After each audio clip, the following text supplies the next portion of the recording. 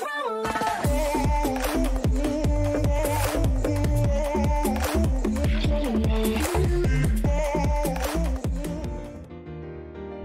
Zenin dan para petinggi Jujutsu kali ini benar-benar akan dibahas dengan detail pada cerita Jujutsu Kaisen selanjutnya.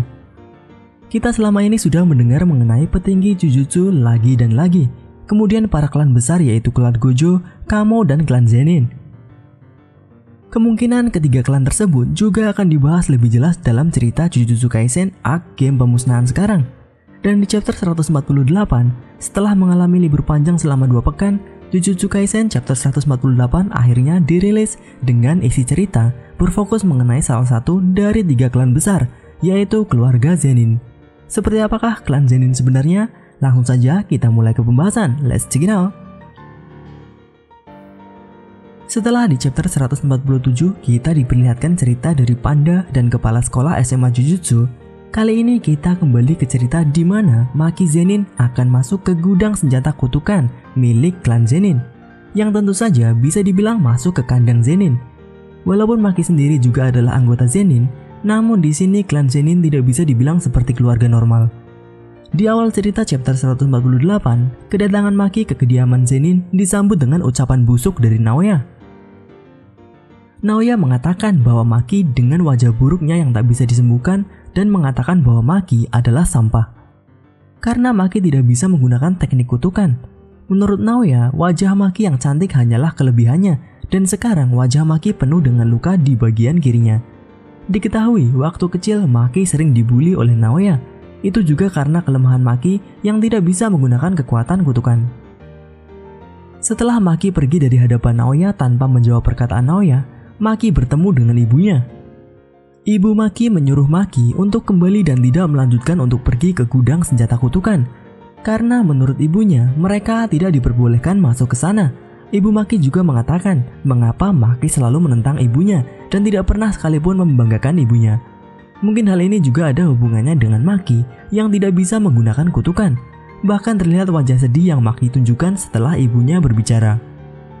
Walaupun tidak diperbolehkan masuk ke gudang senjata kutukan, Maki memiliki kunci gudang tersebut dan sudah disetujui bisa masuk ke sana oleh pemimpin klan Zenin. Dan pemimpin klan Zenin itu adalah Fushiguro Megumi.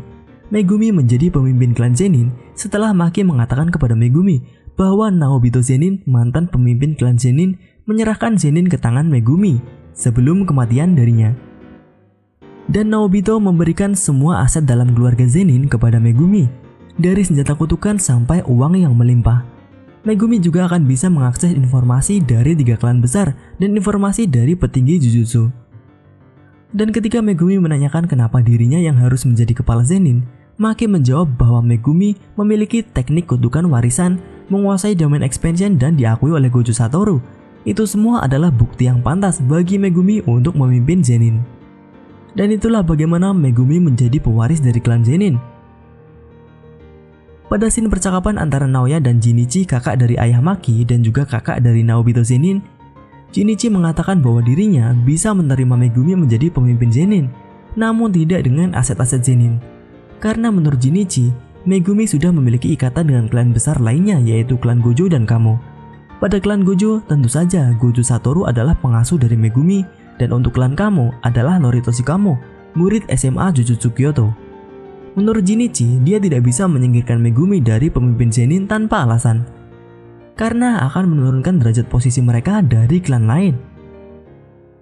Namun Jinichi memiliki satu cara untuk menyingkirkan Megumi, yaitu dengan membuat Megumi sebagai senjata karena mencoba melepas segel yang mengurung Gojo Satoru. Gojo Satoru dianggap sebagai alasan terjadinya insiden di Shibuya. Entah bagaimana penjelasan lengkapnya, namun Megumi saat ini benar-benar diincar oleh klannya sendiri. Kita kembali ke Maki. Maki akhirnya masuk ke gudang senjata kutukan. Namun di sana tidak ada satu senjata pun. Yang ada hanyalah ayah dari Maki. Ayah Maki sengaja menyingkirkan senjata kutukan ke tempat lain karena sudah menduga kedatangan dari Maki.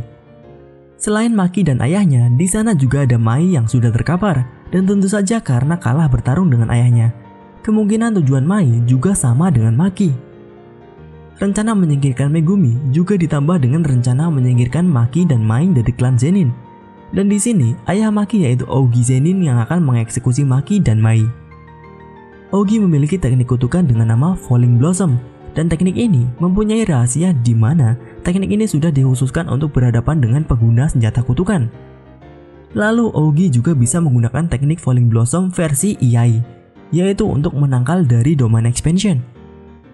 Lalu untuk Maki sendiri, di sini Maki menggunakan senjata kutukan yang dibuat oleh Kamiya Juzo. Senjata ini dinamai Kill. Senjata ini berfungsi untuk menyerap dampak energi kutukan dari lawan dan meniadakan energi kutukan tersebut. Senjata ini berbentuk seperti pedang namun memiliki 3 gerigi unik di bagian ujungnya. Dan pertarungan antara ayah dan anak dari keluarga Zenin dimulai, namun pertarungan ini terjadi dengan begitu cepat. Maki dan Ogi sama-sama menyerang dengan pedangnya, dan di sini 2 kali benturan antara 2 senjata tersebut membuat senjata Ogi patah menjadi 2. Namun selagi Maki masih dalam posisi menyerangnya, Ogi membuat gerakan lain yang memungkinkan dirinya menyayat perut kanan dari Maki dan mata kanan Maki. Sedangkan Ogi hanya menerima luka sayat kecil di bagian pipi kirinya. Zenin Maki dapat dikalahkan dengan mudah oleh Zenin Ogi, ayah dari Maki dan Mai. Itulah chapter dari 148. Bagaimanakah yang akan terjadi selanjutnya? Dari senjata kutukan yang akan dipergunakan dalam pertarungan untuk membebaskan Gojo Sensei yang tidak bisa ditemukan Maki. Lalu Maki dan Mai juga dalam keadaan tak berdaya.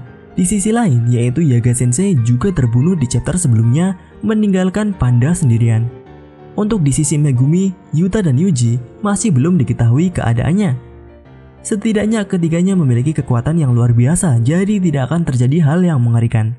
Kecuali dari Sukuna jika kembali menguasai tubuh Yuji. Dan pada tempat Master Tengen, Tsukumo dan Choso masih di sana mengawalnya. Bagaimana menurut kalian yang akan terjadi selanjutnya? Apakah masih berada di tempat Zenin atau berpindah ke sisi Yuji, ataukah akan masuk langsung ke game pemusnahan? Tuliskan pendapat kalian mengenai pembahasan kali ini di kolom komentar. Itu saja pembahasan kali ini. Jika kalian ingin pembahasan mengenai Jujutsu Kaisen selanjutnya, tuliskan pembahasan seperti apa yang kalian inginkan di kolom komentar, dan mungkin akan kita bahas di video selanjutnya.